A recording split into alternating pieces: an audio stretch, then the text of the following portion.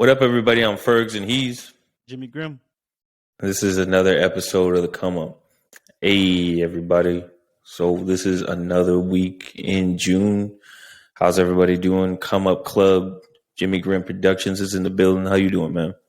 I'm hanging in there, bro. Man, I'm telling you, it's starting to heat up out there, isn't it?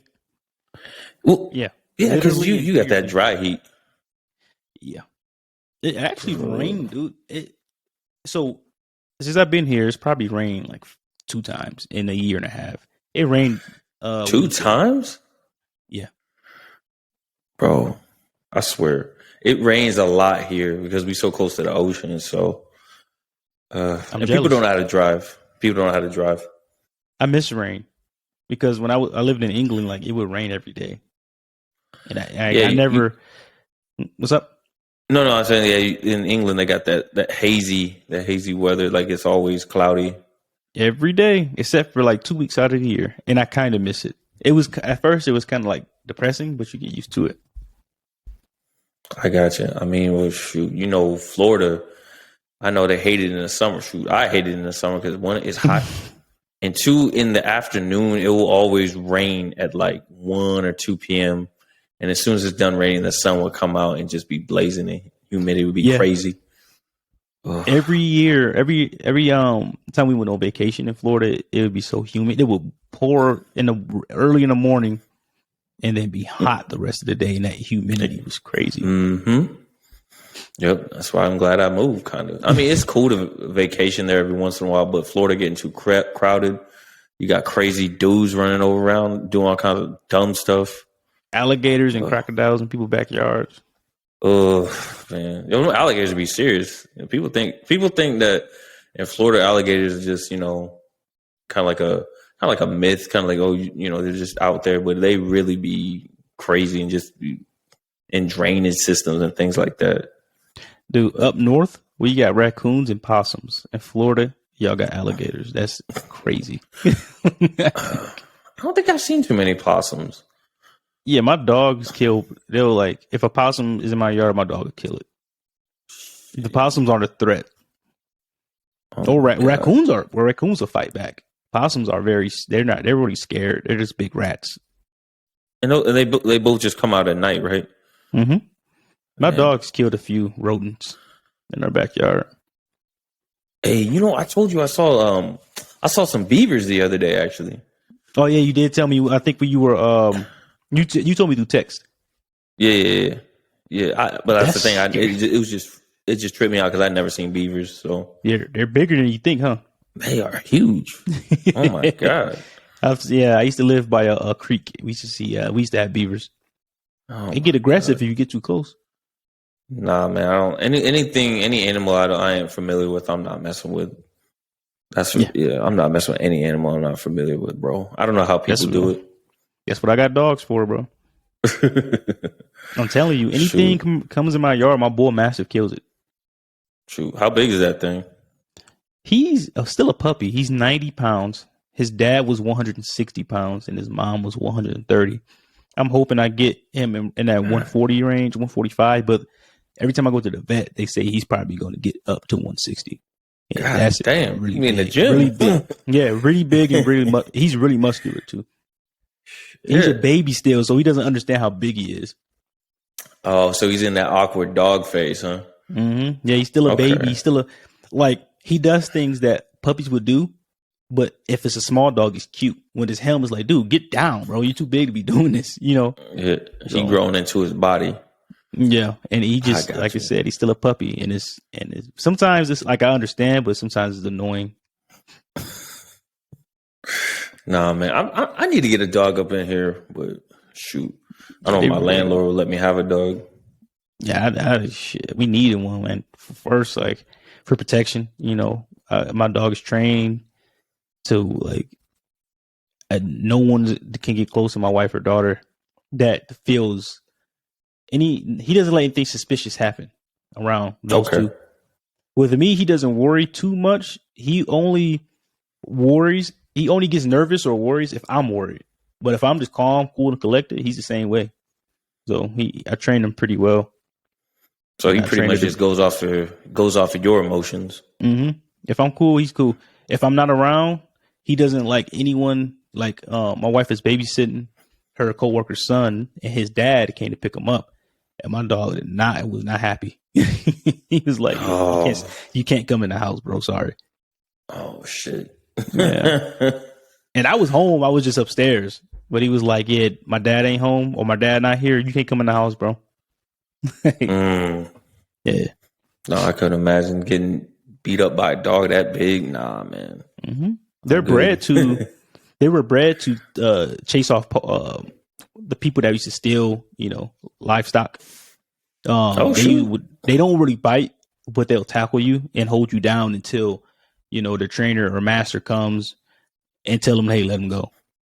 So typically, if a bull mastiff bites you, you really pissed it off because they don't really bite.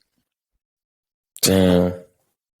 See, yeah, I don't know too much about dogs, but yeah, I may need some protection around here. It'd be crazy out here too, man. Bro. Like people be watching you out here.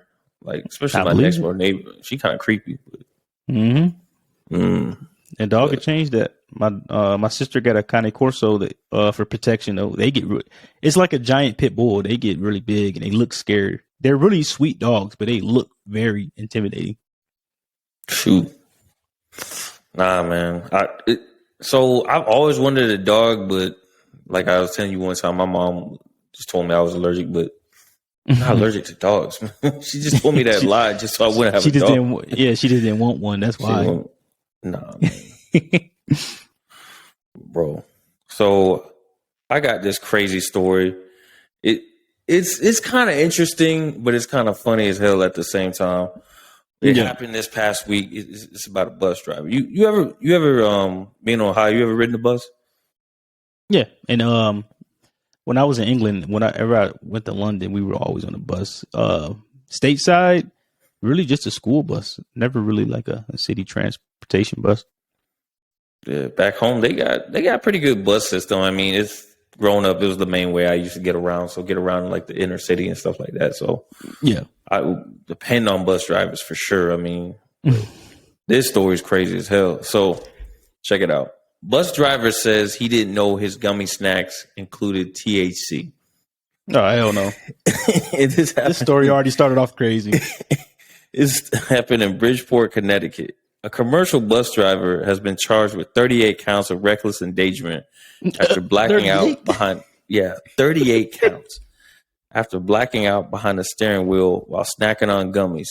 He says he didn't know they were infused with THC. My question would be, the first question, did somebody gift you the gummies or did you buy them? Because if you bought them, it's your fault. If somebody gave them to you, it's still your fault, but I can understand. Well, the thing is like weed is in everything. They put weed in like a lot of, I mean, obviously you should know before if someone, you should know the person, but still weed is in damn near everything today. Yep. Yeah, you gotta be careful. But I don't take brownies from anyone. I don't take any kind of like cookies, brownies, candy. I don't take anything from anyone because I'd be damned if I fail a drug test because I accidentally ate something. Hey, that's a good point. But the thing is, it gave him he ate enough to black out. How much do you have to eat to black out? So my boy, one of my best friends, when he first got out the military, he moved to LA. And I remember texting him, right? I text him every day, is my boy. And when I say every day, we talk every day. So he didn't respond to none of my text messages or phone calls for 2 days, right? Mm-hmm. This dude ate so many edibles that he slept for 48 hours. Jesus. Missed class, he missed everything. Just missed 2 days of his life, just gone.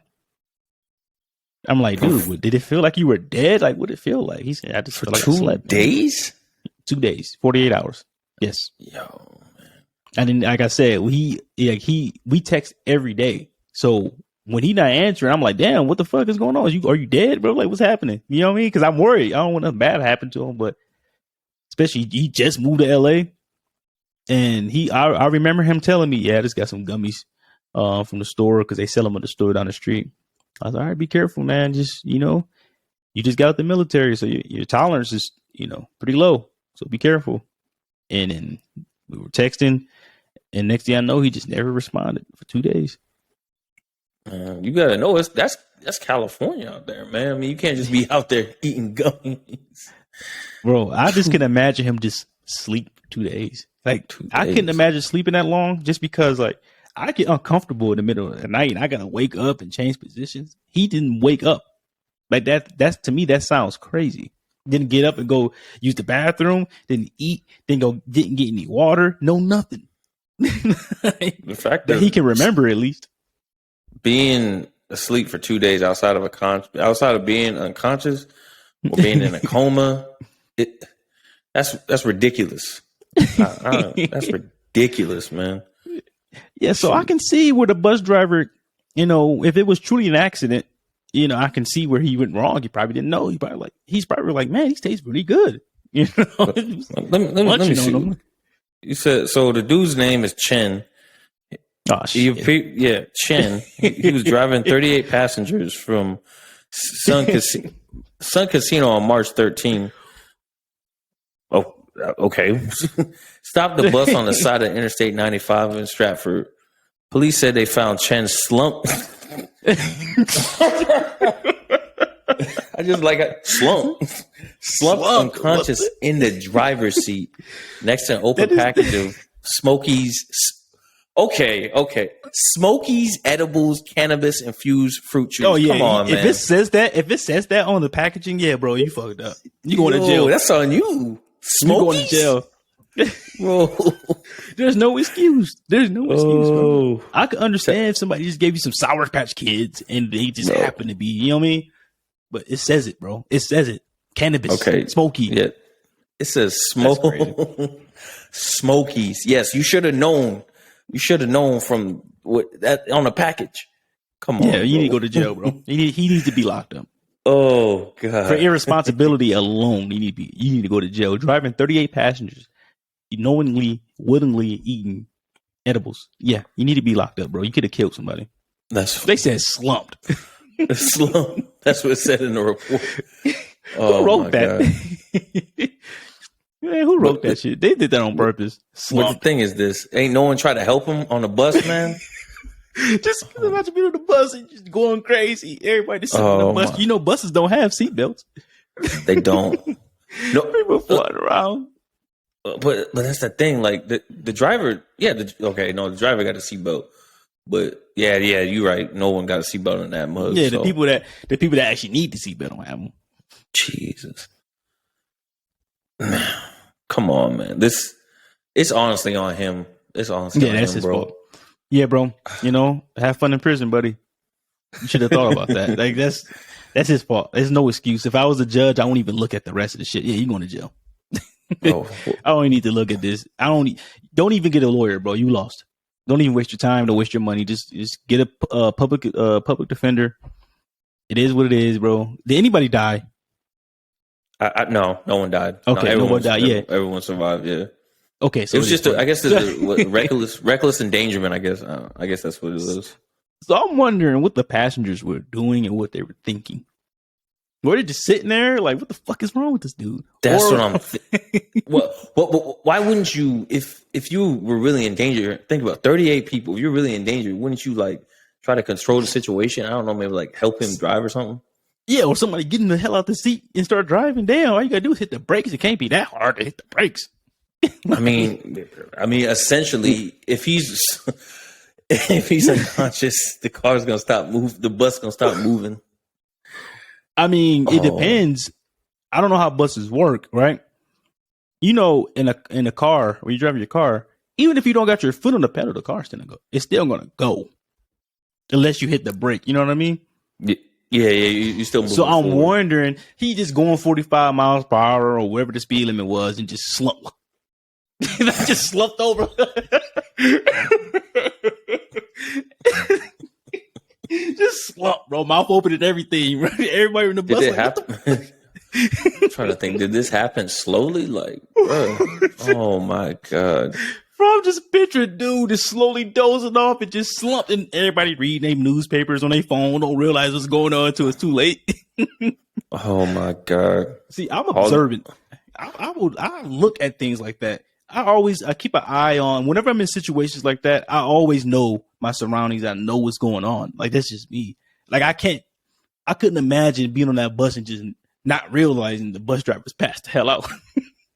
Well, that's the thing. You would have noticed because he would have basically been driving a little bit funnier, even if he was, slowly dozing off. I can't get this slump out of my head, bro. They just Slump. Like when they say a slump, you just think like says. Slump, bro. just dead, bro. Like slumped unconscious. Jesus. Just oh my God. Could you imagine if he fell? Like if he fell like this and his foot was still on the pedal? What was that one movie called? With Sandra Bullock. Speed. Yes, bro. Yeah, it's Keanu Reeves, Sandra Bullock. Yes, bro. Could you imagine? And he's still going. Somebody stop this man. Oh my God. And nobody trying to wake him up, throw some water on him, slap him, you know what I mean? Like nothing. I guess everybody on the bus accepted their fate. Like I don't know. Out of 38 people, I just feel like someone would have gotten up. You know how people are; they don't know how to mind their own business. Yeah, exactly. Those people. It's one Karen on the bus at least. That's what I'm thinking. The one person at least that's gonna get up and say something. Not even exactly have to touch. At least say something. Exactly, say something. But even I would have been like, "Hey, something wrong with this nigga." Hey, y'all see this dude? Oh my God, bro! Here's another point. I'm pretty sure this isn't the first time that they've ridden on a bus with this bus driver, this particular bus driver. They probably know regular him. Route. Exactly. You would have known something is up. Hey, Steve, you all right, bro? What's his name? Chin? Hey, Chin, you all right, Chin. bro? Chin, you good, bro? Hey, bro, wake up. Nobody. Yeah, Oh my God. Only in America. I need to look that up. I need to look up Smokey's edible. What's the dosage, bro? What's the dosage? Usually gummies is what you eat 2 or 3. 2, 3, you be good. Think about not even like really 1, but 2, 3. You know, 3. Ate the whole bag. He probably to black out. Come on, man. But when they at that point, you ain't even high. You just blacked out. Adjectives and adverbs such as slumped, bro. Yeah, something wrong. When I think of slumped, I'm thinking your body limp, bro. You just dead, like just laying there. Like someone knocked you out. Just slumped, bro. Like just laying there, mouth open, snoring, everything. Whoa, man. I'm glad everyone survived. That could have been really bad. I wonder, like, did he wake up like, oh shit? But they found him unconscious. So who stopped the bus? Man, I have no idea. I don't even think they said that in the report. I think he said basically he didn't know that there was weed in there.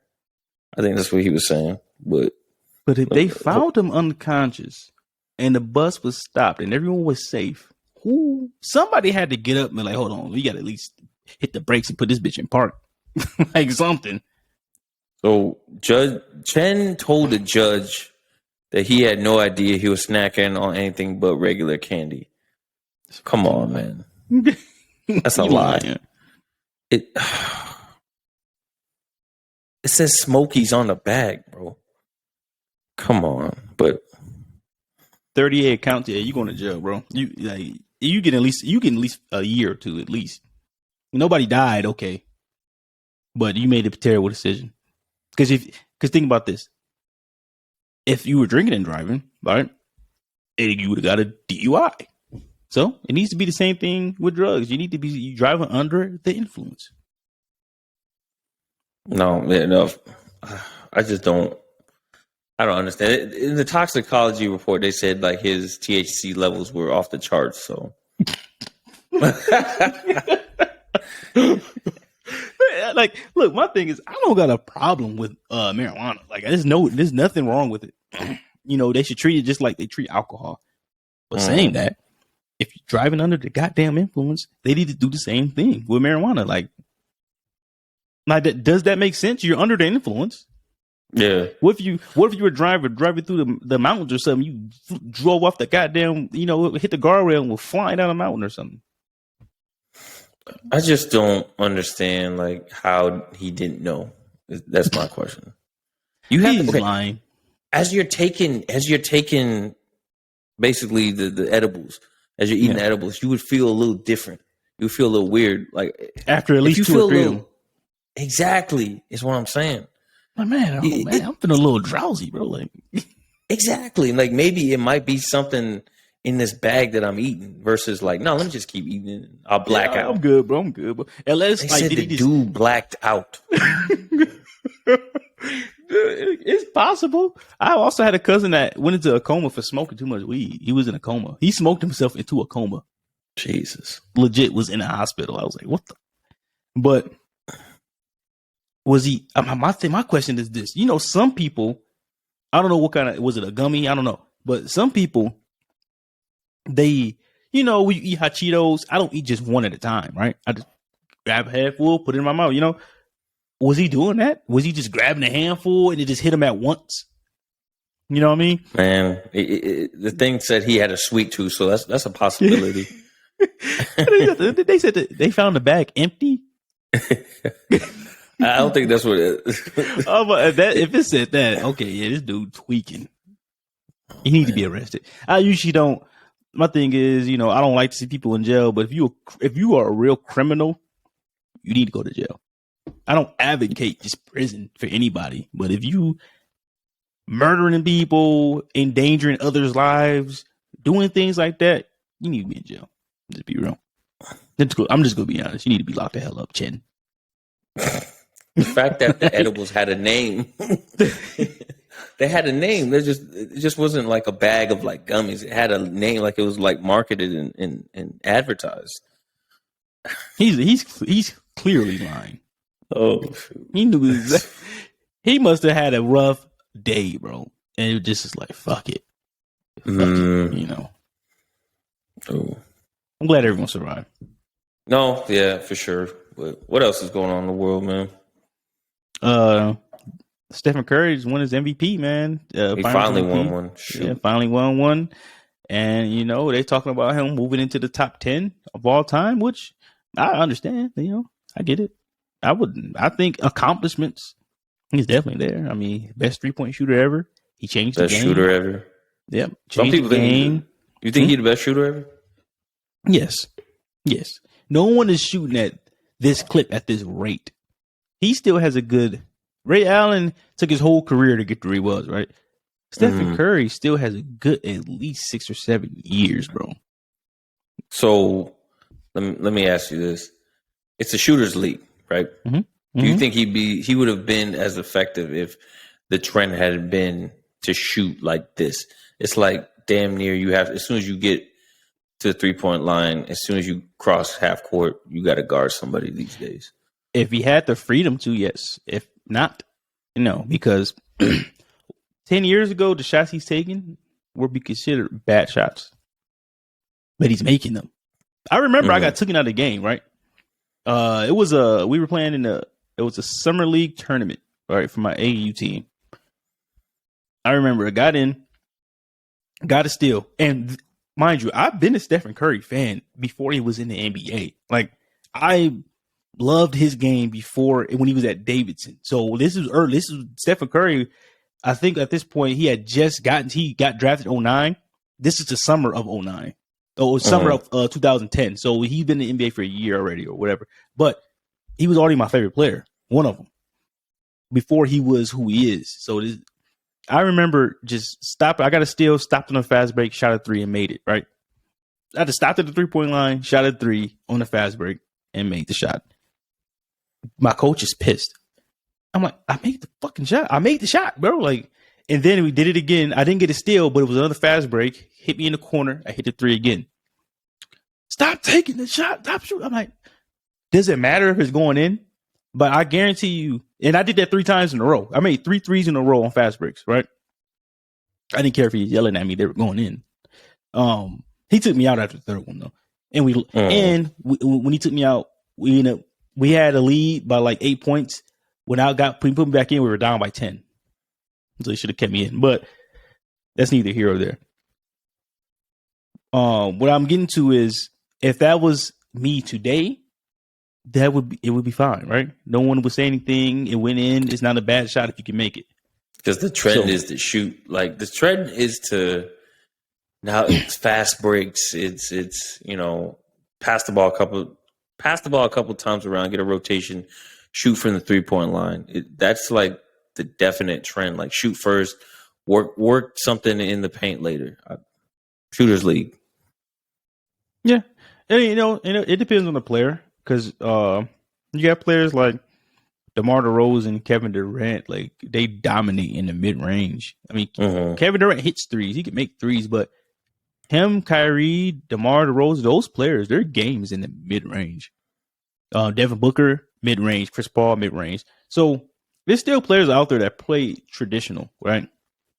But I think what Stephen Curry has done for the game, like you were saying, earlier on, if he played in a different era, he wouldn't probably has made as many threes as he has because they weren't considered good shots. But do I believe if we put Ray Allen and Reggie Miller in the NBA today in their prime, I still would think Stephen Curry is the better shooter. Just because at the rate he's making these shots. It's not like he's shooting at a high percentage. And I think a higher percentage than both of them on way higher volume. So that's insane, bro. I feel like Reggie Miller and Ray Allen, I feel like they transitioned to like corner shooting from the start of the career to like basically the end of it. Kind of like just taking that role player's role just to be like a spot up shooter versus like going out and scoring, ball handling, taking mid range shots. Things like that. I just figured like they just because the thing is as the game progresses and you get older, you can't move around like you used to. So now you got to be like that quick release shooter. But if you can shoot, if you can shoot, you can extend your career. I think Curry eventually is going to be. It's going to be that. But it's going to be how old is he right now? What 31, 32? I think Stephen Curry has, however old he is, I think he has at least 4 more years at this rate, at least. Look at like Chris Paul. Ball handling, and then going for the shot. Yeah. Look at Chris Paul. I think if Steph Curry continues to take care of himself, I think he got a good 4 or 5 years left, and then another 3 as just a spot up shooter. I think Stephen Curry might retire at 39, 40 years old. By the end of his career, it depends on when he wants to go out. If he wants to go out on top, he might retire at 36, 37. But I think his last like 2 or 3 years, he could still be on a championship team as a veteran, not getting paid all that money. He's about to sign another extension. He's the highest paid player. I think he's the highest paid player ever right now. The biggest contract ever. I think he's gonna eventually go to that role player role, though. I mean, as we all seen, like father time, you can't beat him. Eventually, your body's gonna wear down. He's already experienced some injuries. But hey, man, I think he can shoot the hell out of the ball. The record is shattered, bro. I mean, at the volume people are shooting threes now, I don't know, because if he got another good 7 years in the NBA, I don't know if anyone's going to break this record, bro. I don't think Klay comes close, huh? No, Klay's not going to come close because Klay missed 2 seasons. Yeah, that's true. He got to catch up 2 seasons.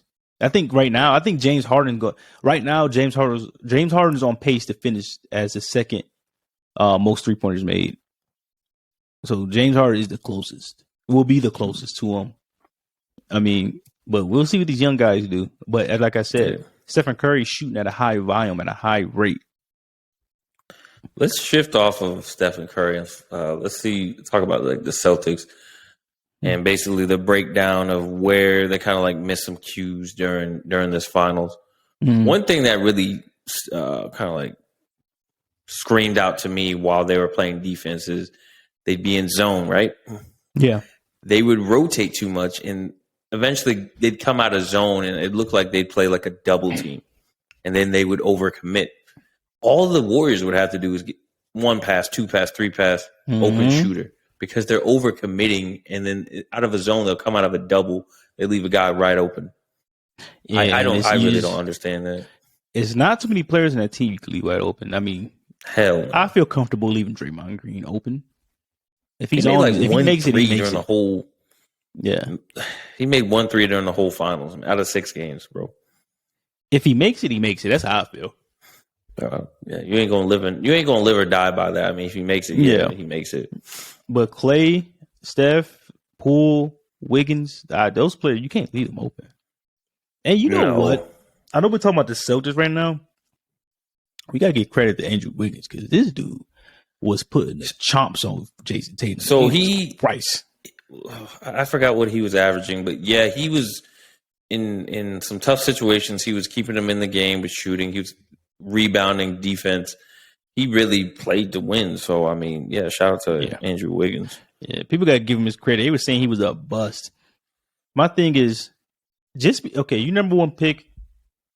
His career average, he's averaging in his career. I think his career average is over 20 points per game. How is that a bust? Just because you were drafted to a bad situation, you're a bust?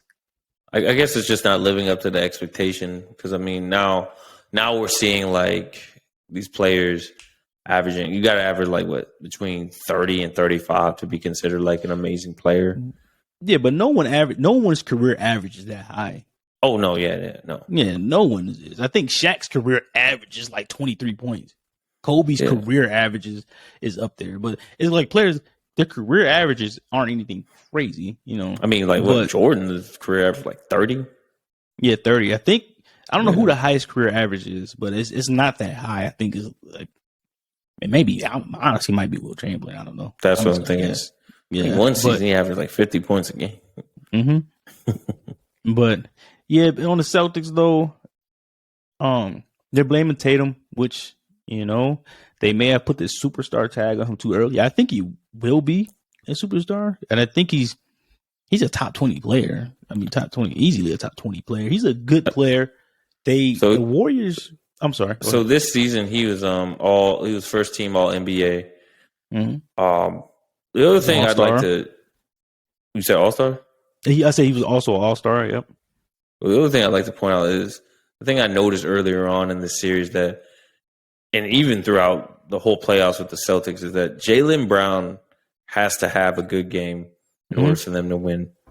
Yeah. Like, honestly, I feel like that's the strongest case that I can make. He's one of the best second options in the NBA. More, man. Can't think of too many more. Kyrie. If you talk about shooting second looks options, better than his shooting looks better to me than Jason Tatum's shooting. Yeah, it's for the fact that. No, go ahead. Well, no, it's just like his shot looks a lot smoother than Jason Tatum's. Jason Tatum, whenever he shoots, it's kind of like he's. I'm not gonna say he's afraid to shoot, but it kind of feels like he, maybe looking for a foul before the actual shot. But yeah, I might just be mistaken. Yeah, and this was overall he had a pretty good playoffs. He had 100 turnovers in the playoffs. That's the highest in NBA history.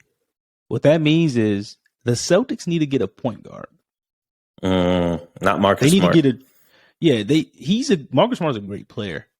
Don't get me wrong. He's an excellent defender, can knock down shots, make some plays, but they need a point guard. Jason Tatum should not be handling the ball that much to where he gets 100 turnovers. That shouldn't just happen. If you got the ball in you, it's like LeBron. I think LeBron leads NBA history in turnovers. Does that mean he turns the ball over all the time? No, he just always has the ball in his hands. Same thing, like Trae Young led the NBA turnovers this year. Does that mean he just makes bad decisions and bad passes? No, he has the ball in his hand all the time. Yep. They need to get a point guard. An actual pure point Marcus guard. Smart. Yep. Yeah, Marcus Smart. They might have to move him to the 2. Put Tatum at the 4, Jaylen Brown 3, whoever at the Robert Williams at the 5. But they need to get a real point guard, like somebody that's going to handle the ball, distribute the ball, calm the team down. That's the point guard's job, to be the floor general. It's not just bring the ball up the court, make a few passes. No, get people locked in, keep people engaged. That's what point guards do. Like, Yeah, so they need point a guards real distribute the point ball. guard. They facilitate the plays. They do, like you said, floor general. But yeah, I just felt honestly when Marcus Smart was bringing up the ball, I was a little surprised. I was like, why Marcus Smart? Like, why decide him be the point guard? But the Celtics don't really have a point guard. They really don't have that position filled. And it's not to take nothing away from Marcus Smart. Not to take away. He excellent player. I think he's better suited as off guard because if they had a real point guard, imagine if they had Chris Paul, right? Someone that's going to handle the ball, keep the team engaged, and be a leader. That would help a lot. Look what it did for Devin Booker. Devin Booker went from empty stats guy to MVP caliber player. Mm-hmm. That just goes to show having a point guard really makes a difference. The Bulls didn't have a point guard last year. Then we got Lonzo Ball. Before he got hurt, the Bulls were the best team in NBA. I just think of it like if the Celtics did have a point guard, you could have Jaylen Brown off the ball, Jason Tatum off the ball, because there'd be sometimes that one of those two would be bringing it up, and I'm like, why are they bringing it up? Why can't you just have someone bring it up for them the way they can move around and get a better shot or a better look? Especially like Jason Tatum's still young. What is he? 23, 24? He's still a young guy. He got a lot of playoff experience, but when you think about it, he's always had a point guard. They got rid of Teddy Rozier. They had Kyrie. They had other players that were able to take the ball out of his hands so he can do more off ball, get to his spots, get the ball to him in his spots rather than having to always create for himself. He can create for himself, but who wants to create for themselves all the time? It takes too much to create for you. It takes too much to get yourself open and create your own shot sometimes. Exactly. Especially with a lockdown team defensively like the Warriors. Mm-hmm. But one thing I'd like to bring up is, did you see the Celtics defense? Stephen Curry was scared to shoot the ball, and he looked exhausted in those first two games. At least the first game, he looked he looked game one and game four. Game one and game four were pretty bad. Oh, I've never seen him look just like kind of like out of his element in a way.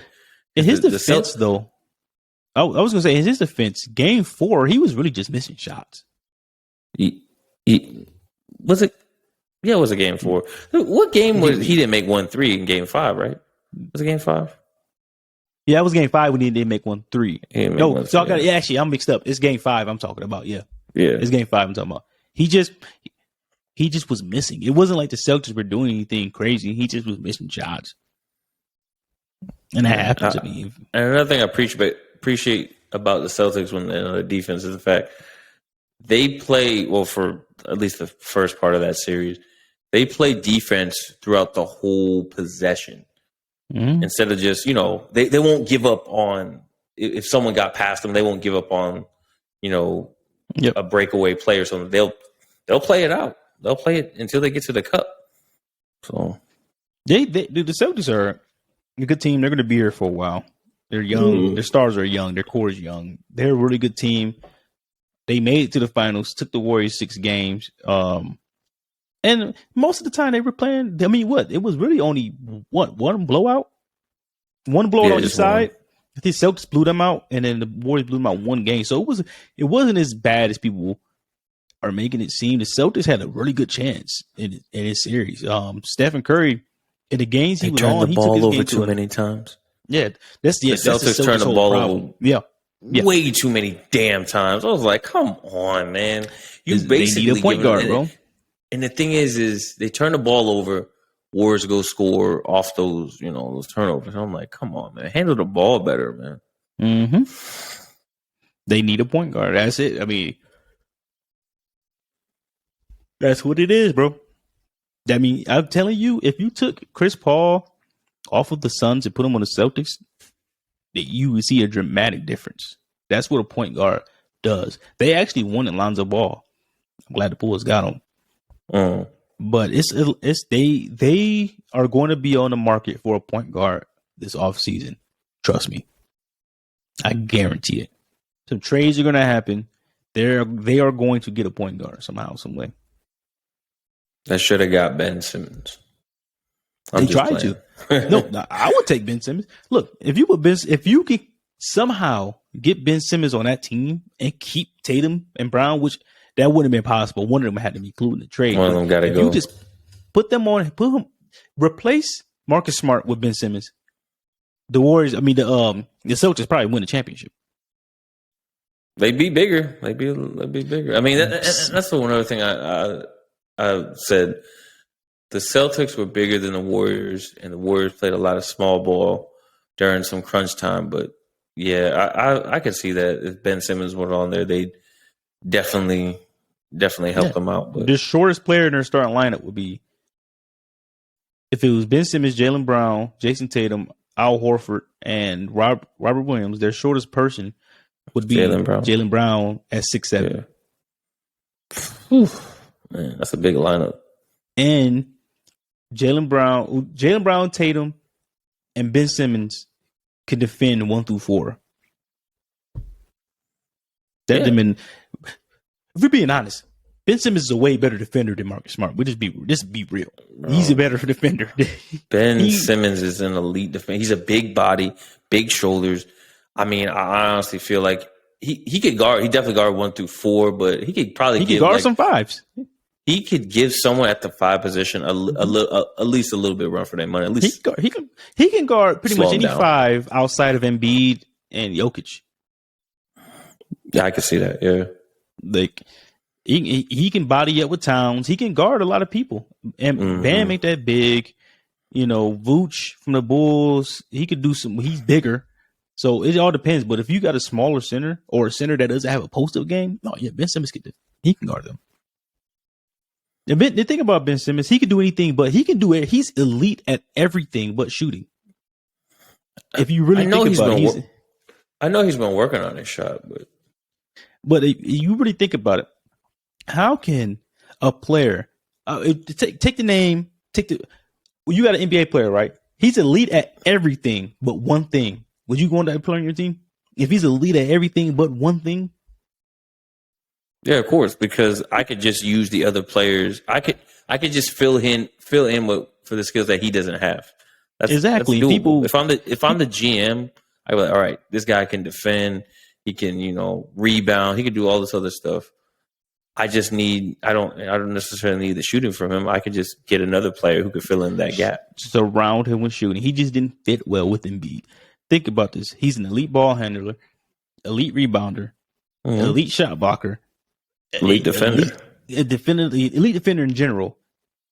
Elite passer. He's elite at everything. High IQ. Is 6'10", can run like a horse. Jump out the gym. He just can't shoot. That's it. If Ben Simmons even can shoot, who's like an average, if he can shoot 33, 34% from 3, he would be one of the best. He would be a top 5 player in the NBA. If he was at least a threat from 3, not even got to be an elite shooter. If he can knock down open threes, Ben Simmons, I swear to you, will be a top 5 player in the NBA. I could see him on probably the second team. I don't know about all NBA first team, but I could see him in the second team. If he can knock down open threes, what makes him different than Giannis at that point? I have no idea. I wouldn't even think that much. I'm just thinking of the players we have now. At guard, so Ben Simmons is a tall guard. Mm-hmm. So honestly, if you consider him a guard, there's no guard in NBA that's a better defender than him. No. And how many guards are really better passers? Yeah, he's a point guard. There's no point guard that's a better defender than him. None. There's no point because there's no point guard as big as him. Exactly. Exactly. How many point guards are really a better passer than him? Really a better passer. That's not too many. Chris Paul? That's what I'm saying. It's not too many, bro. I can't name 5. Well, if LeBron James was an actual point guard, but LeBron, we talking about he's a second or depending on who you're talking to, he's a second or first best player ever. Only better passers is. It's not too many. Bro. Chris Paul, yeah. Would you say Lonzo? Lonzo and Simmons, when it comes to passing, are are neck to neck.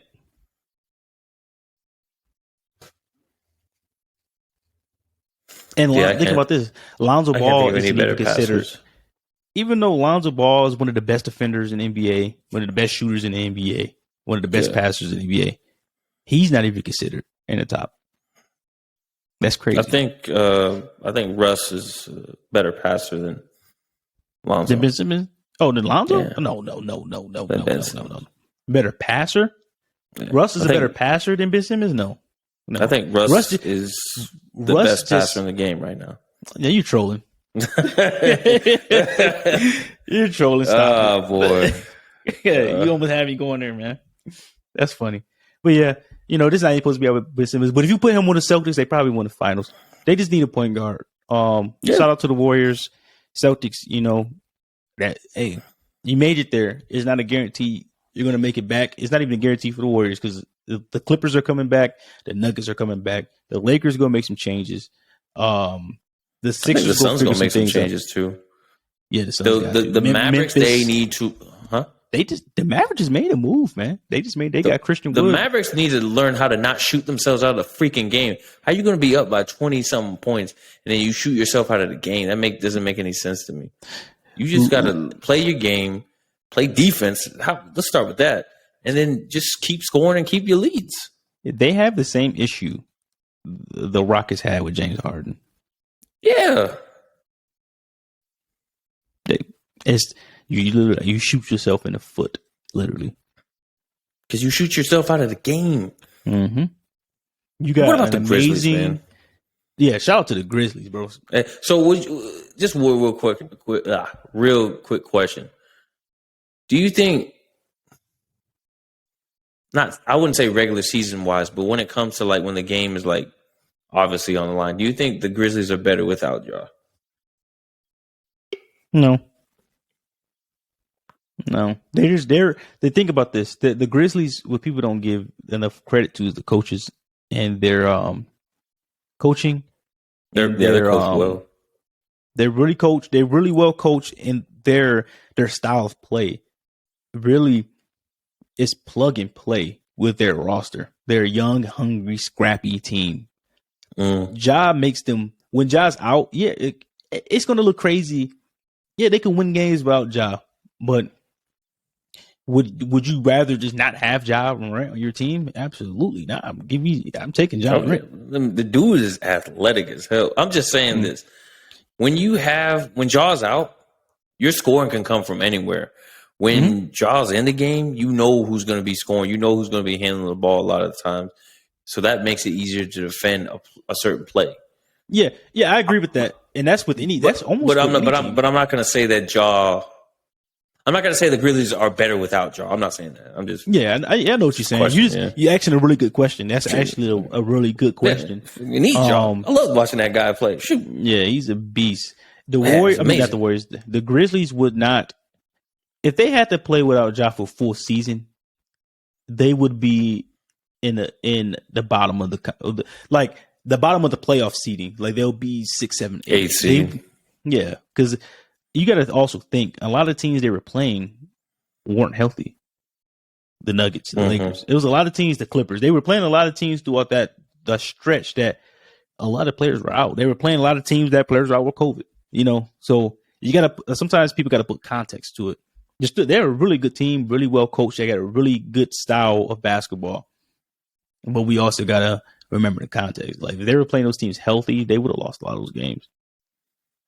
Yeah, true. Not taking nothing from them. They're a pretty good team. I'm excited for their future. They did what I wish the Bulls would have did. Just build through the draft the right players. Don't just draft names. Draft the right players. I hope Ja stays healthy. I mean, obviously everyone hopes that Ja stays healthy, but man, I can see him first team All NBA, and I could see him hopefully they win championship. But I still feel they need another piece as well. I think they'll get there eventually. Yeah. They're going to make some moves. They're going to make some moves for sure with the maturity, with more playoff experience, with more maturity, just toning things down and playing their game. I feel like they will probably rule the West. You know what the problem's going to be, right? When it's time to get these young players extensions. That's where it always goes wrong. You got a really good young team. Oh, now Ja Morant's eligible for the Supermax. Oh shit! Now he's making $40 million a year, and I got to fill out the rest of his roster. I can't pay Jaren Jackson. He's going to be expecting a max extension. This person's going to be expecting a max extension. That's where it all gets messed up. That's true, because sometimes it is hard to keep a young player who has a lot of potential. If you're not paying, if they feel like you're not paying them for what they're worth, it is hard to keep that player, especially when they're young. When Curry won his first MVP, he was making $13 million a season. Yeah, and when he won his first finals, he's making about the same amount. That's why the Warriors were able to keep that team together for so long. He got hurt. Remember, he was getting hurt early in his career, and they took a chance on him and said, "Oh, we'll just give you this little contract," and he outplayed it. He won 2 MVPs in a couple finals, and then they gave him the max contract and another max contract. So the reason the Warriors were able to stay this good this long is because their superstar player in his second contract wasn't getting paid that much. Yeah, they can afford to be very flexible with their roster.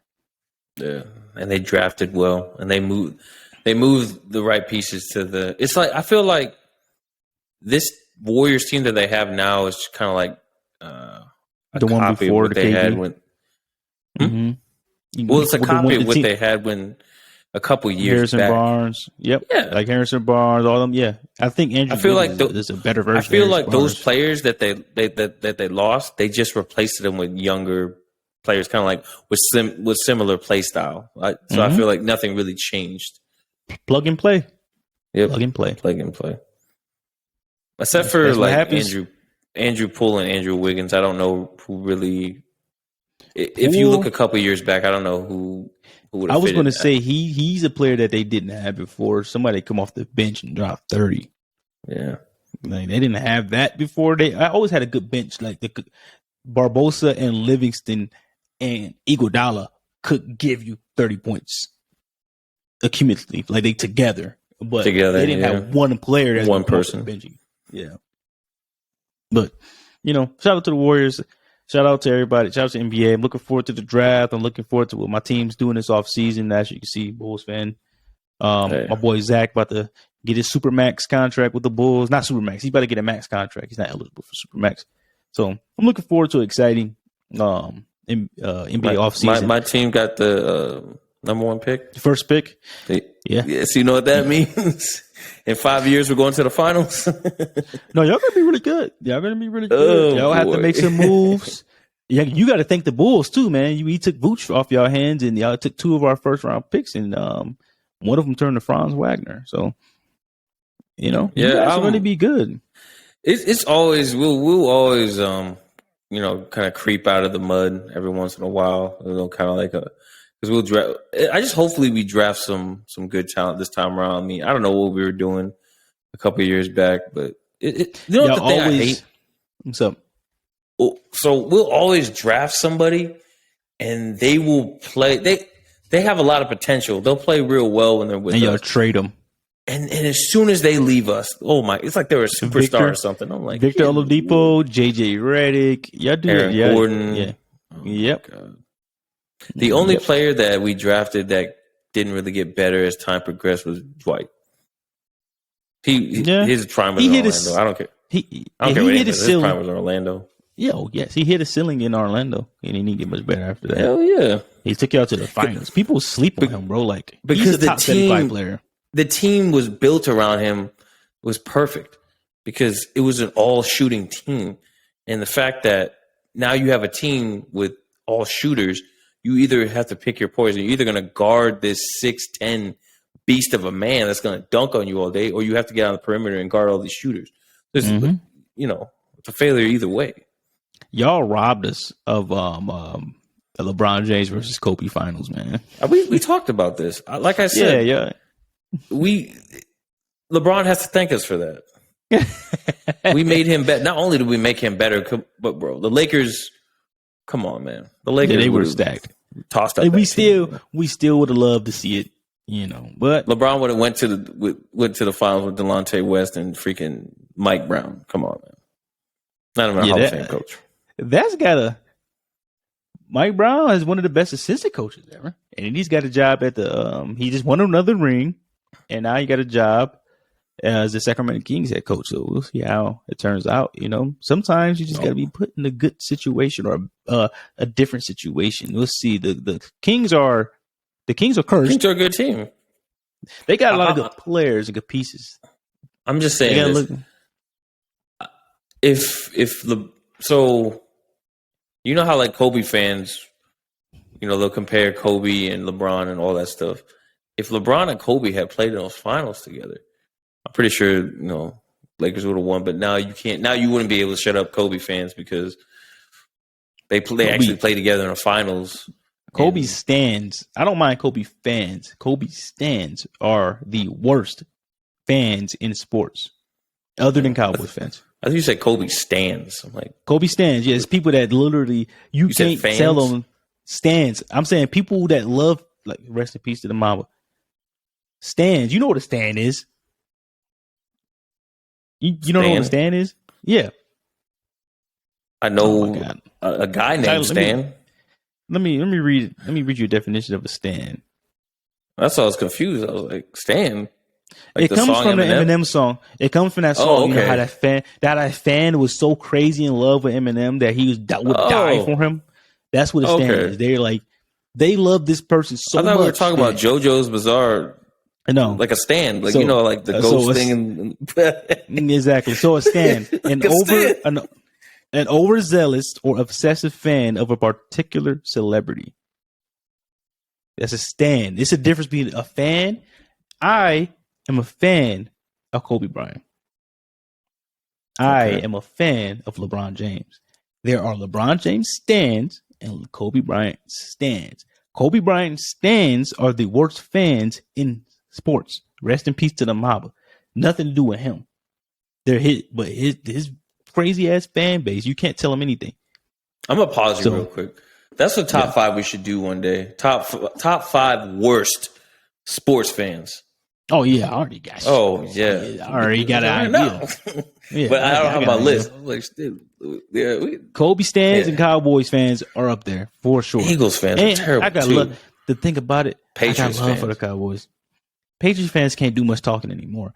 But I got love to think of this. This is the thing that's so sad. I got love for the Cowboys. I actually feel bad.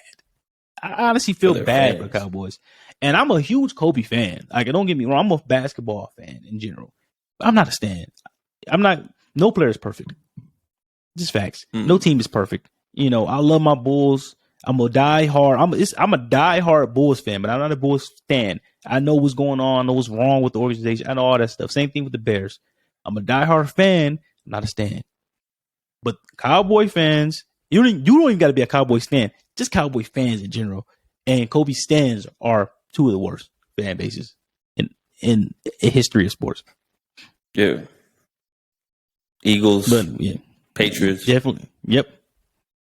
Yeah. Yankees are cool. What's the baseball team that got crazy ass fans?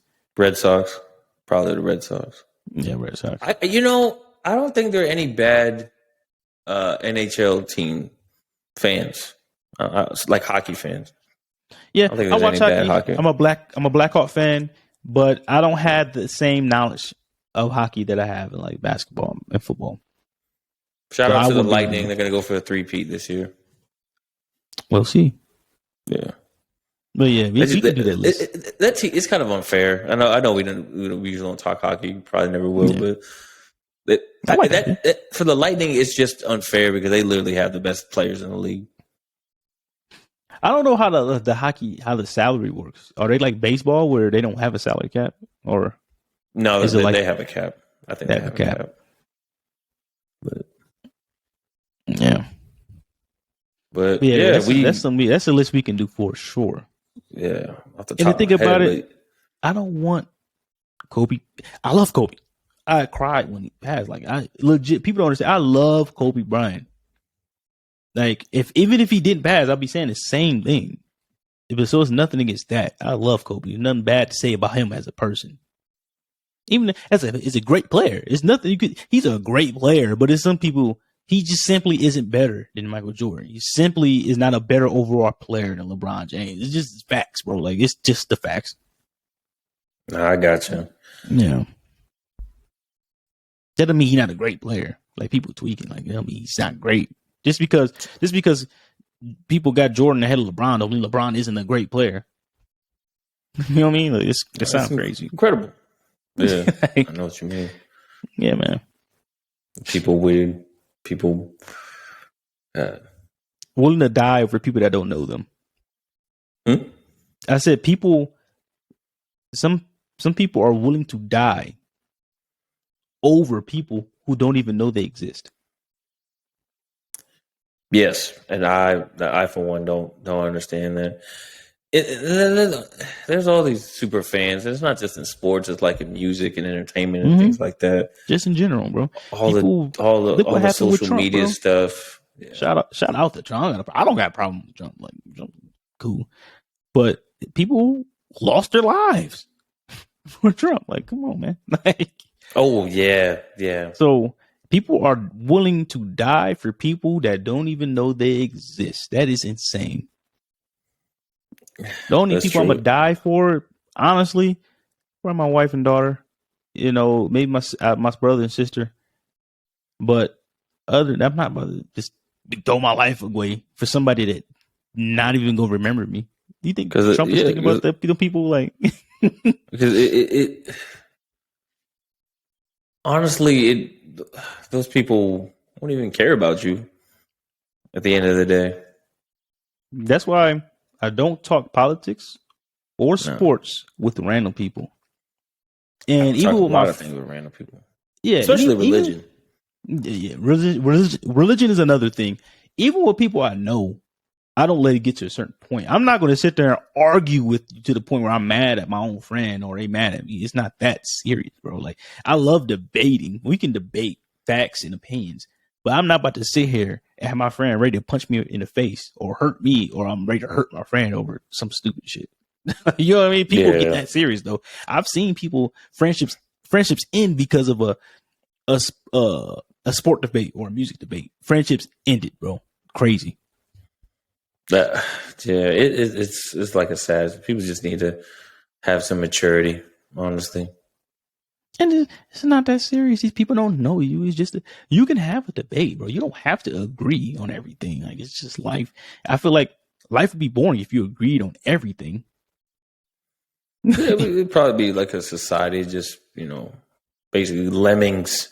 People just following each other. Yeah, ridiculous, man. That just made me think of Squid Game 2. Season 2 is coming. The trailer dropped? Or?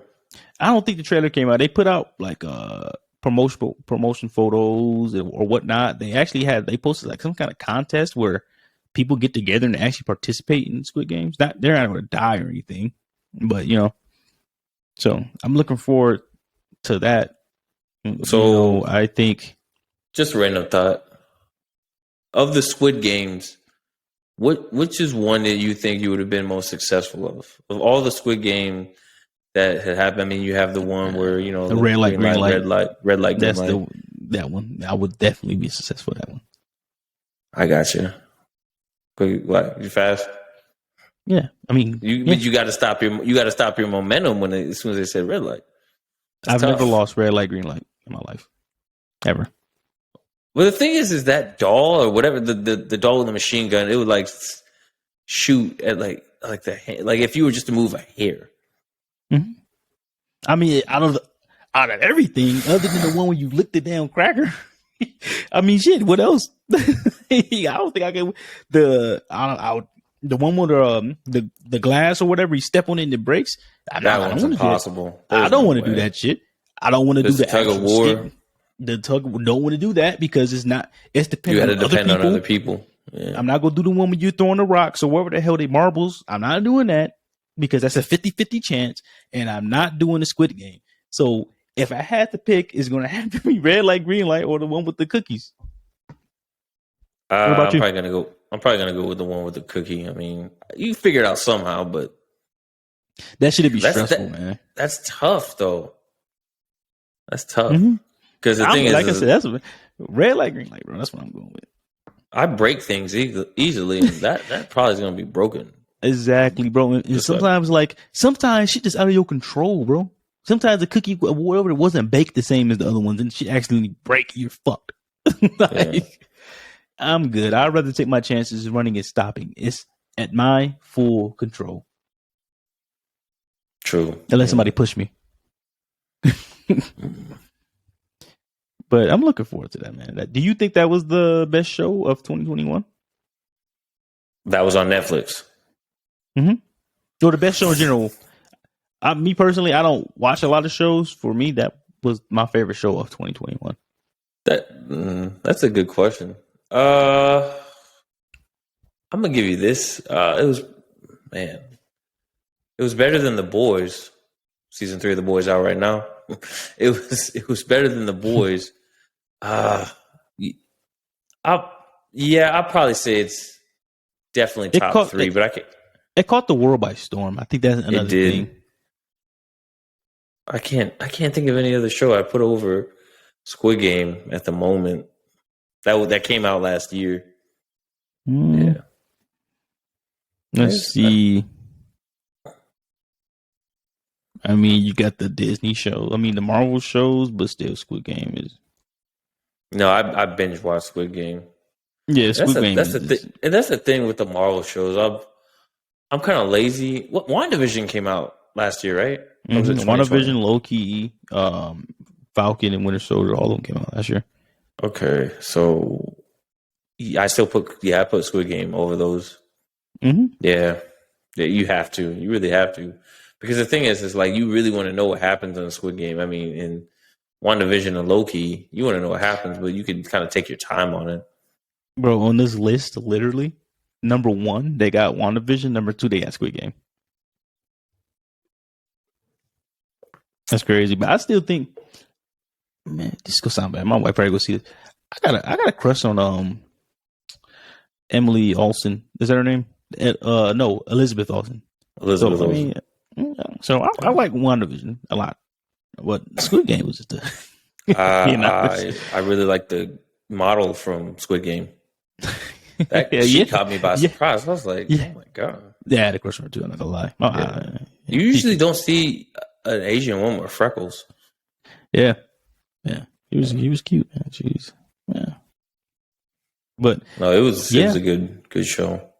That was my favorite character too. To me, she was the best character as well. To me, in Squid Game, I like the cop. I think I like the cop the most. Which one was the cop? Which one was the cop? Like, he was hiding out in the. Basically, he disguised himself as one of the workers. Remember? Oh yeah. I just liked her storyline and why she was doing what she was doing. It wasn't just for her, you know. Yeah. And she was like an underdog the whole time. It sucked that she almost made it, bro. She almost made it. Haven't seen it, but that's your fault at this point. Yeah, at this point, man. I don't know what you've been doing, living under a rock. It's been over a year now, or something like that. Well over. Yeah, I think it's been about a year. It's been about a year. Just think that show. The creator of the show has been trying to get that show out for over 10 years before it came out, and is considered one of the best shows of the last decade, or one of the best shows in the last 10 years, basically. I think it's because of this whole Korean wave of popularity with this whole K-pop thing. My wife was saying that too. BTS. Yep. Yeah. But this is a funny thing. My wife loves Korean shows. She's always been interested in them. So Squid Game is kind of like, I look at Squid Game like Dragon Ball Z. It's like the gateway to a lot of people start watching these shows. Like, man, this is amazing. You know how Dragon Ball Z was really a gateway to the anime for a lot of people. I think that's how Squid Game is, because now it's a spike of Korean shows, like you were saying. It's Korean in general, their entertainment in general, you know. And I think that Squid Game was that for a lot of people in the West. So someone did bring to my attention that it really wasn't a spike in Korean shows. It was the fact that it was the availability to us, and the fact that it was it was made. Now it's kind of like attractive and popular to us. Now that it's kind of like the hot thing at the point. These shows have always been around. Yeah, and that's what I'm saying. I'm saying like it kind of. My wife's been since I met her 4 or 5 years ago. She's been watching Korean shows, right? And I'm just saying like that you were saying. I think is part of the availability, but it's also that people enjoyed. I remember telling people to watch Squid Game, and they didn't want to just because they didn't like their lips don't match or whatever. But then they watched it and says, "Oh my God, it's one of the best shows I've ever seen." And I think it opened the door for okay, maybe I can start watching some of these shows because even for me, that used to annoy me, like just the voice acting, and you know what I mean. That used to annoy me. It makes me really hard to watch it, but when I watched Squid Game, I'm it kind of like okay, you know, I can ignore that part, you know. So, do you think the show would have been as popular if it was an American show? Like, if, instead of take out the Koreans, put in white, Asian, not, put in white, black, Hispanic, just American show. Americans. It's in English. It would have been not worldwide. I don't think worldwide is popular. Same exact show, just American. Yeah, possibly if it's the same exact show, but the Korean writers have a different take on in different ways of how they put stories together than American stories. So if it's the same exact story, same exact everything, just American characters, yeah, probably. But if it was an American idea to start with and you had to create the different, you know, aspects of the show, probably not. Yeah. Every culture has their way of certain telling the story. Humor, elements, humor, different things like that. Horror, like different things they wake like just like Japanese horror movies are fucking scary. Like it's legit terrifying. American scary movies are entertaining. They're not that scary, if that makes sense. Just like superheroes, you know, anime and manga are different from cartoons and comics told in different ways, you know. I got what you're saying because I'll give you this point. As far as like cartoons, American cartoons, I feel like they're more generational. I feel like the cartoons of each generation just speak to that generation and that crowd at the time. Whereas if you have anime, I feel like it's a continuous generational thing. Like you could watch anime from like 1960 and still be relevant today. Yeah. Yep. That's actually an excellent way to put it. That's actually really good because kids, like we were saying on our last episode, kids still go back and watch the older anime. Hell yeah. And like you're saying, it's still relevant to their lives today. Even though we can go back and watch the Scooby-Doos, we can go back and watch Flintstones, but it's not the same. No, it doesn't really relate. The lingo's different. The slang is different. The music's different. The styles are different. But it feels old. Yeah. But you can go back and watch an anime from the 90s, and it doesn't necessarily feel old, other than the artwork. True. Just the animation. Yeah, just the anime. That's the only difference. Like, other than that, it doesn't feel. If you took Cowboy Bebop and you made it in today's animation, it would be like you wouldn't be able to tell the difference between like the actual story because it's a futuristic story either way. It was created in the 90s, but you could Gundam the same way they do it with Gundam. Yep, I was about to say that. Yeah. So Pokemon. That's it. Yeah, you made an excellent point, man. I never thought about it like that, but it makes perfect sense. You know, like you said, generations. Every decade, it really changes. Even though every decade anime changes, quote unquote, it has the same elements. It's the so the only thing that really, like you said, that really changes is the animation. Same stories, similar characters. And anime is so creative that you can tell the same exact story over and over, but still keep people engaged and make people fall in love with the characters. That's insane to me because it's like a lot of times it's telling the same story over and over again, but different. Well, shonen, the action animes, because you got the other animes like the just the comedy animes or just the little weird animes. They they tell unique stories. But if you're talking about the action ones, the one with the protagonist is the hero, blah blah blah, rough, growing up rough, getting trained, blah blah blah. It's usually the same story, the same but stuff. Yeah, you still but fall in love with the characters. More so is like the detective stories. I feel like detective stories are the stories that would change with time. Yeah. And you know, I love crime anime. Crime and dark anime is my favorite, bro. So I love those stories, man. Like they can take those stories, make them live action, like, and it will legit be like a legit show. Yeah. I mean, I could think of some outside of like Monster and 91 Days. I could think of like, what's one that they could take and like make like a live action show? Oh, that's what I was just thinking of. It just slipped out of my head. It just slipped. That's like a. I think they could do Parasite. So they have done a live action Parasite. They have, but I think if you give them a bigger budget and make the monster more realistic, I think that'd be an excellent show. No, sure, for fire, it'd be fire show, bro. I want to rewatch it so bad because Parasite, yeah. Me and my wife just randomly watched it one day, and it ended up being one of my favorite animes ever. Like it just randomly just watched it. Like, oh, we're bored, you know, just put a random anime on. And I fell in love with it. We binge watched. We finished in like 2 days. No, Parasite is one of those they'll bring you in really quick. Mm-hmm. I keep telling my sister to watch it. She doesn't listen. I can't think of any other detective anime that's just. There are the one with the lawyer. It's not really, I don't know if they're really detective.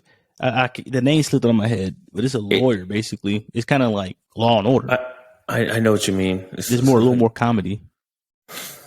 I think maybe Case Closed could be a live action. But the thing is, it just be I guess it could because the only thing that's supernatural is he turns into a kid. Like he goes from being like a teenager and goes back to being a kid. And you can make that happen. You know, that's doable. They got movies like that.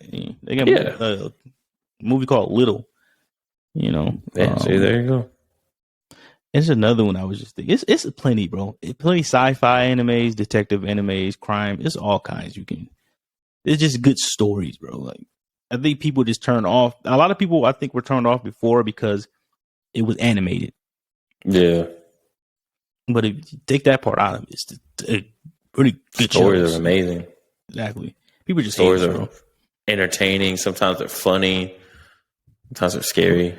Really synchronized, sad. Like, dude, I tear up a lot of times. You see your favorite character going through some shit, dude, I tear up, bro. Like I still tear up when Gohan first turned Super Saiyan 2 after Android 16 got his head crushed. It still made me sad, bro. It's crazy. Or when Vegeta sacrificed himself. That stuff still made me sad today, bro. I think the two animes that made me cry were actually movies. One's called Grave of the Fireflies, and the other one's called that's a good movie. Second. Yep. Grave of the Fireflies. God damn. Made me cry. Like, God damn. Literally, bro. It does something. Like, it's not even real, man. It's not even real. No, man. Still, but the thing is, it was based on something that happened in real life. Yeah. Jeez. And that's another thing. That's another one that's like old, a little bit old. I think it's like sometimes in the 80s or something like that that it was made, 80s. And that's another one you could go back and still watch, even though it's old. Yeah, bro. We're gonna have anime forever, bro. Yeah, anime we can forever. Yeah. Is there anything else been going on in the world that before we wrap it up?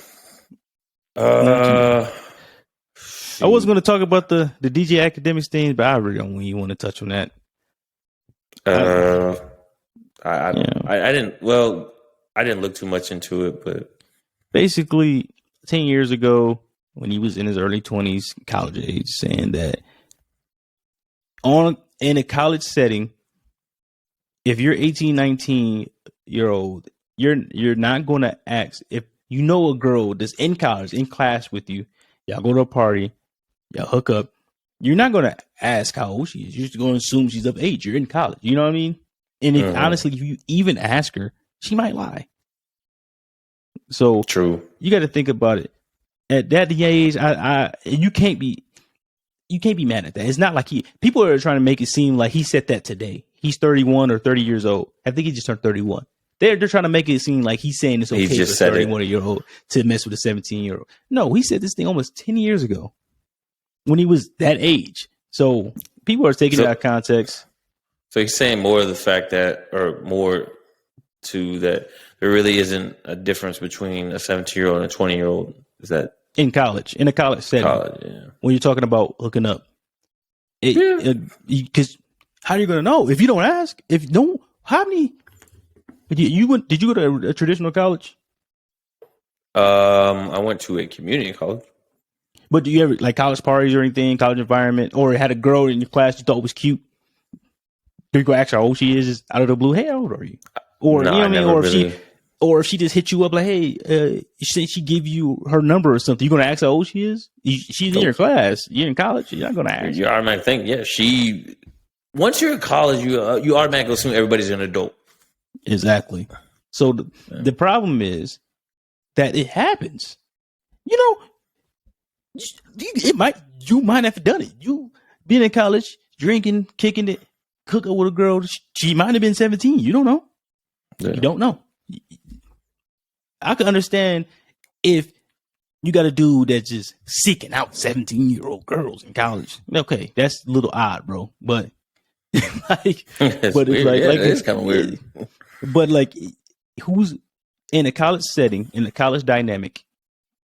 No one's gonna ask those questions. Like I've never once asked for a girl. Let me see your ID real quick, man. Am I thinking about that?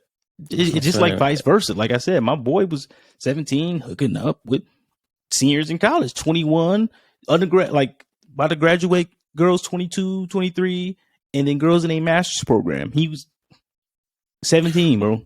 Well, so the thing is, I think in that aspect, it's more about the maturity and not really so much about the age, like the actual number age. But we live in a society where age is everything. 21, you got to old enough to drink, 18, old enough to vote. It's just everything's based on age in this society. So, yeah. And like I said, I don't think it's okay for a 30-year-old to go be seeking out 17-year-olds. That's not the case. And I think that's what people are trying to make it seem like. The video is clearly old. You can hear in his voice. You can look at the date. But my thing is, if people already don't like you, they don't care about the truth. So, like I said, most men, when they're in their early 20, honestly, 18 through 22, if you date a girl that's in college and she's happy to be 17, her birthday 2 months from now, I don't think that's a huge problem. Because how is it okay think about this. How is it okay for a 30-year-old to date a 21-year-old girl, right? And there's the age gap. And the thing is, this age gap. When he was in college, when he was 18, she was 9. But that's not a problem, right? Because she grown. But I think in other countries, like you're an adult at like a lot younger age. Way younger age. In England, you can get in real clubs at 16. Like real clubs, legally, you get it. So when I was in England, we really had to be careful. We really had to be careful, bro. When I was in England, I was 21, 22. Yeah, I was 21 and 22 when I was in England. We could be in a club with 16-year-old girls, and you don't even know how old she is. So that's what I'm saying. But then, like here, like youngins be sneaking into college parties anyway. Mm-hmm. But a lot of times you can tell the difference between those kids that sneak into parties and people that were invited. It's a difference. Like if I like I said, if when I was in college, say my second year in college, I'm 19. There's a girl in my class, freshman, 17 years old. I don't know she's 17. I think she's cute. Go talk to her, chop it up, go on a date. Age never comes up. You're in college. Well, like I'm not thinking about your age. You're in college. It's not something I would think to ask. And that's all he was saying, because the whole conversation, the whole video was based on him talking about Kylie and Tyga at that point. Tyga was 24. Tyga was 24. Kylie was 17, I believe. And DJ Academics was just, Yeah, that's a little different. But basically, what he was saying in his experience in a college setting, that you can be 17 or you can be 22. You're in college. A lot of people ain't asking. You're getting smashed. It is what it is. Same both ways, males and females, both ways. So that's all he was saying. People, if they already don't like them, they don't care about the truth.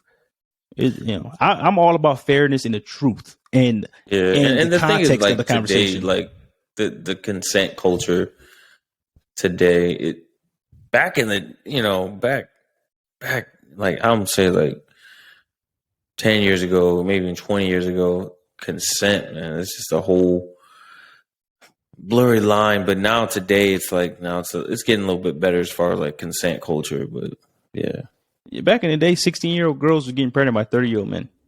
Boy, and nobody got tell me about it. No one blinked an eye. Exactly. So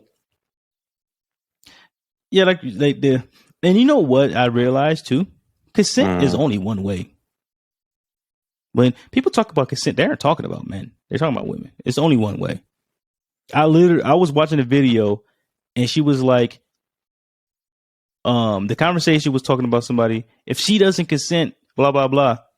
So if he doesn't consent and she does, it's okay. Wait, what do you mean? Basically, consent is only with women. Nobody talks about consent when it comes to men. Okay. No one talks about consent when it comes to men. Yeah. I see what you're saying. Yeah. If a male gets assaulted, it's never taken seriously. And there is no consent for males. There's no such thing. It doesn't exist. Yeah. I got what you're saying. It's one-sided. Yeah, that's kind of like a sad thing. The fact that when we're talking about consent, we're more speaking to the female side of things, and the fact that when we're having these conversations and we're being taught about these things, it's more of like, how would a female consent in a situation versus how, not really caring about if a man were to consent or not. I get what you're saying. I like, this is the last thing I'm gonna say on this. My best friend saved me, right? My first time drinking ever. I was slumped, like literally, like old boy, like our boy Chin, slumped. Taking those smokies. But I was slumped, and this big girl, she was cool peoples, right? She's cool, nothing about her. I didn't even have to say big girl. This girl, that if I'm sober, it's not happening, bro. Ain't be real. But she was cool people. But I guess I don't remember. I remember her talking to me, grabbing me, walking me back to her room, closing the door and locking it, right? Threw me on her bed, bro. I'm like, what the? I'm like slumped. I'm like in and out of consciousness. And I just accepted my fate. I never consented, right? But it would have been okay. My friends buzzed down the door and came to get me out of there. But she literally stripped down.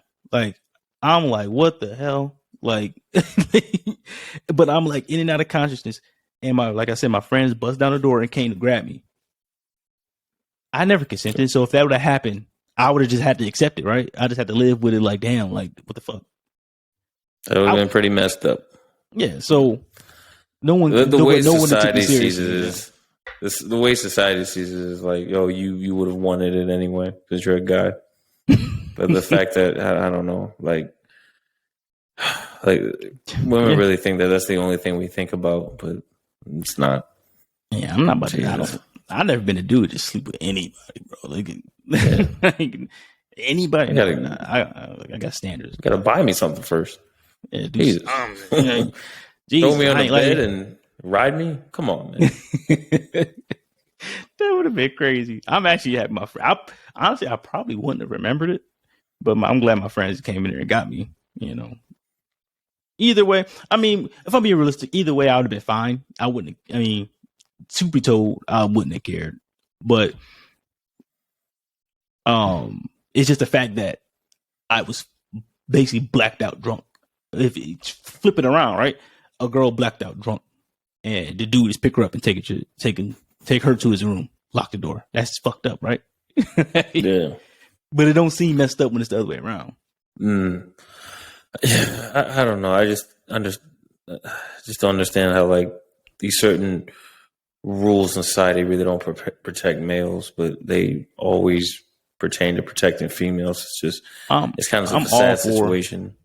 I'm all for protecting women and children. I'm all for it. I'm all for it. The problem is, you got people out here that say they're strong, independent, don't need help, but then when something happened to you, you call the police. You expect a man to come help you. That's my problem. I get what you're saying. You want to be this, but when shit gets real, you all of a sudden you're that. But why aren't you that in the first place? You know, I'm not afraid to admit when I need help. My wife makes my life easier. I make her life easier. That's how it's supposed to be. I don't really like to speak on too much of the masculine, feminine thing. I just think the dynamics of that is just interesting. Yeah, one day we'll break it down. And I want to get I want to get we gotta get some female guests on here. I know we want to bring our sisters on here, but I don't really want to talk about that with my sister. Like we get into it, but her mind be made up, bro. But I legit want to bring some, maybe get some women on there to have an honest conversation, not attacking each other, just an honest conversation, just breaking things down from their point of view, our point of view.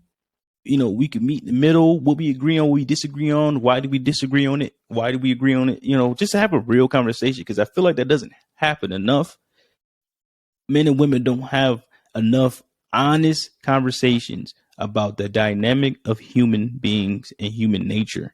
Because you look in the wild, you look at lions, the females do the hunting, right? But when the females get their ass kicked, who got to come save them?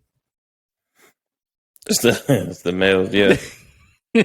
So he's the king for a reason. Same thing. Hyenas are backwards, right? Hyenas, women lead. The women are the leaders. And hyena shit's fucked up. You look at hyenas, dirty, trifling. I don't want to get to too much of that, but I do want to hopefully one day just bring some women, or we could even do it in person. I'll fly out to you or wherever, we get a studio and just have a honest conversation. We ain't gotta be attacking each other. Let's be real. Like I see too many videos where one side feels attacked, just sit down and listen to one person's point of view.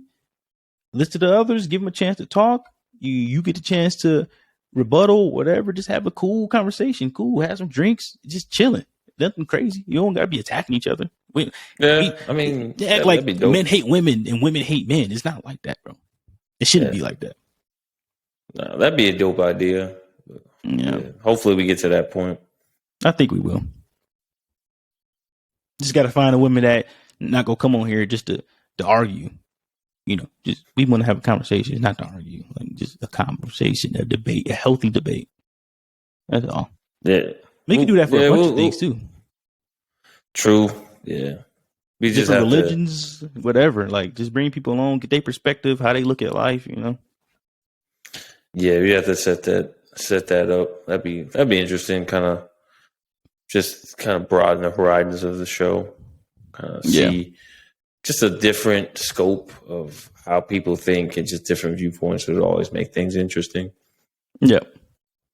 And we could, like I said, it don't got to be just men and women. It could be, people who disagree with what we think about anime or our favorite anime and why they think theirs is better, or like sports or whatever. Just whatever we talk about where people agree or disagree, just come on to talk. We don't mind talking to people, man.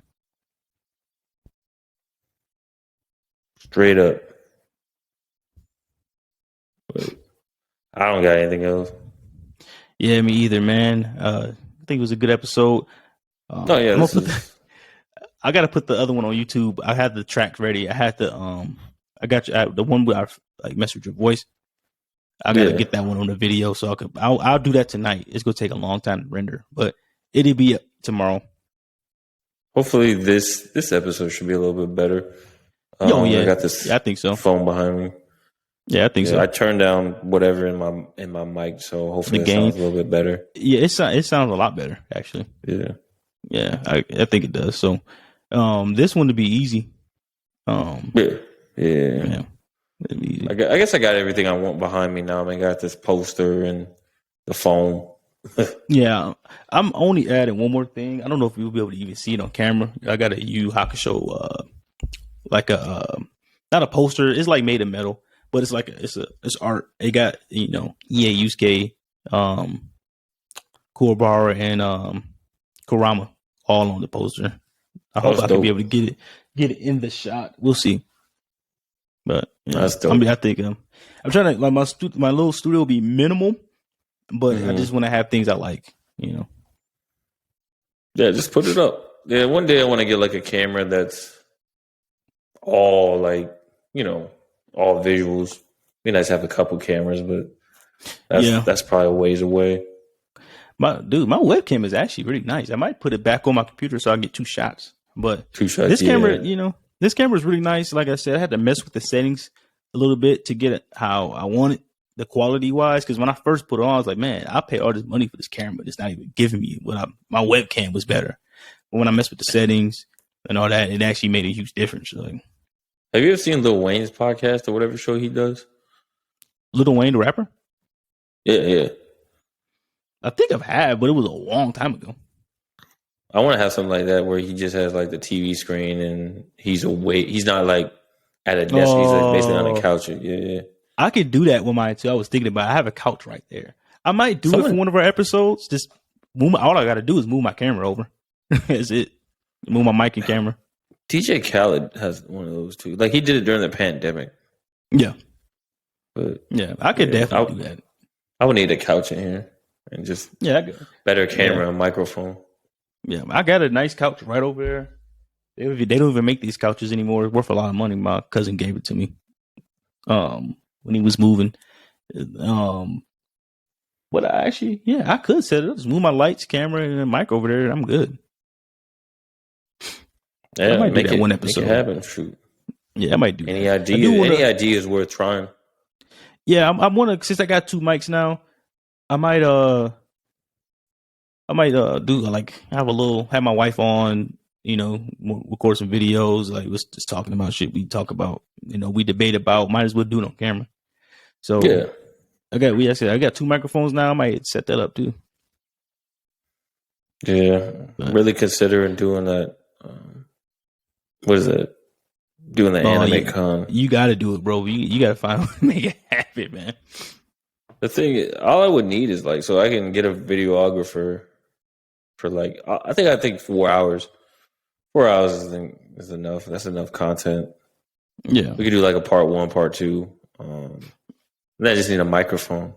You just interview people, bro. Just walk up to people. Yeah. Like they not going to think you legit. Like just walking up with a camera and a mic, just talking about people. Yeah, that'll help. And then tell them to come listen to it. Exactly. That's gonna like all I need is like probably like their handle, Instagram handle, whatever social media they're on. It'll just be super easy. I just got to get the kind of like the mentality for it. Yeah, you just gotta go out and do it, bro. If they had that here, I would just go out and fucking do it. Just go do it. Carry the camera around. Seriously. And I would just talk. I think I could take this mic and hook it up. It's just something that's out there, bro. Yeah, because that's the thing I was thinking of is like, so I'd have to pay for the camera person and I'd have to pay for their pass to get in the freaking thing. Yeah. Man, and then I gotta pick I gotta pick the best day that'll be busy because I think it's over a whole weekend, so Friday, Saturday, Sunday. So yeah, dude, man, if I was still in San Antonio, I'd have made one of my troops. Hey, you coming? Want me to do this? I'll give you a comp day in the middle of the week, but you coming to record me? Like, San Japan is lit though. Mm-hmm. Like the one that I went to a couple years ago.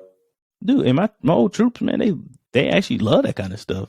I definitely took 2 of them.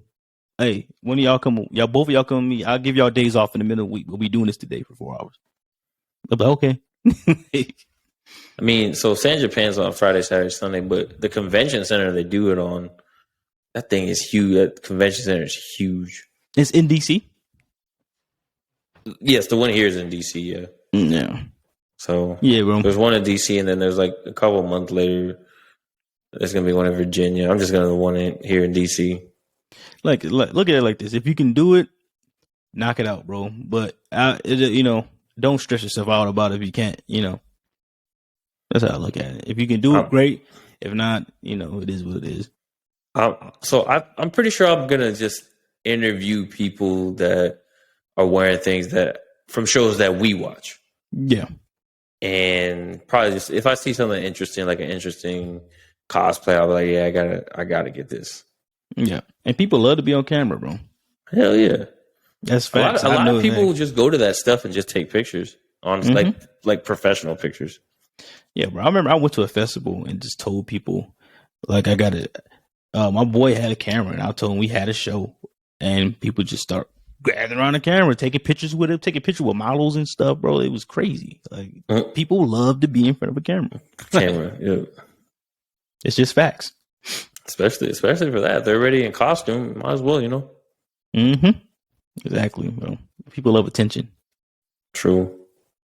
So, but I don't got much else, man. I don't got really anything.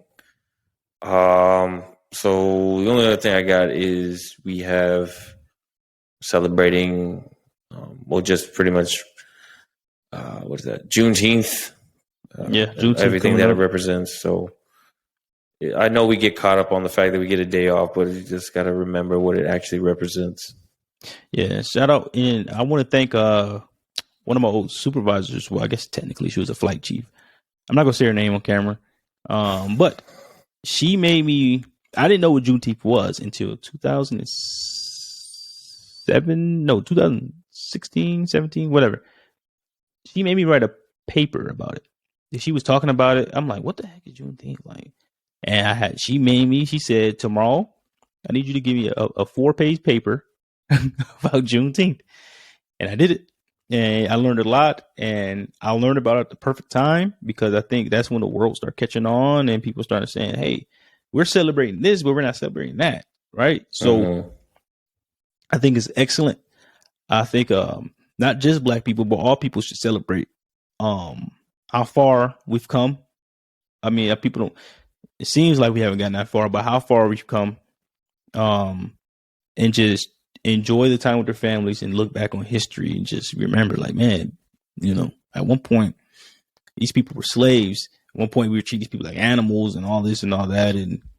And now we're a free country, but just take a look how far we came, enjoy the time with your family, or just take the time, relax off work, however you want to celebrate it. Just remember why you have that day off. Yeah. I'm gonna end with this. Yeah. Basically just take the time and try to understand that even though we've come a long way, we still have a lot longer to go. Still got to put some things into place and just come together as a nation and just figure out what needs to be done in order to progress forward. But other than that, I don't got much else. Same, bro, man. That was a great way to end it, man. Yep. Yes, sir. All right, brother. Be safe this weekend, bro. You too, man. Don't do anything too crazy.